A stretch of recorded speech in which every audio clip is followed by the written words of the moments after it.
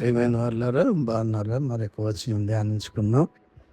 మన ప్రభు అయిన యేసుక్రీస్తును మనలను ప్రేమించి కృపచేత నిత్యమైన ఆదరణయు శుభ నిరీక్షణయు అనుగ్రహించిన మన తండ్రి అయిన దేవుడును మీ హృదయములను ఆదరించి ప్రతి సత్కార్యమందును ప్రతి సద్వాక్యమందును మిమ్మల్ని స్థిరపరచునుగాక.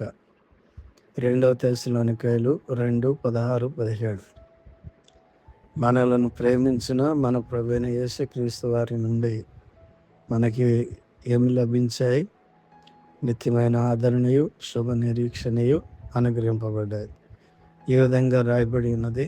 అనగా మహాదేవుడును మన రక్షకుడు అయిన యేసుక్రీస్తు మహిమ యొక్క ప్రత్యక్షత కొరకు ఎదురు చూచుచు ఈ లోకంలో స్వస్థతతోనూ నీతితోనూ భక్తితోనూ బ్రతుకుచుండవలనని మనకు బోధించుచున్నది. ఆయన సమస్తమైన దుర్నీతి నుండి మనలను విమోచించి సత్క్రియలందు ఆసక్తి గల ప్రజలను తన కోసము పవిత్రపరచుకొని తన సొత్తుగా చేసుకొనుటకు తను తానే మరొకరికి అర్పించుకొనెను. తీతు 2:13-14. కాబట్టి మన వంతుగా మనం ఏం చేయాలి? మనం ఆయన శాశ్వతమైన ప్రేమను నిలిచి ఉండి దేవునిని మహిమపరిచే క్రియలను చేయాలి. దేవుడు నీ అందరిని దీవించి అలాగ చేయటకే సహాయపడుగాక. ఆమేన్.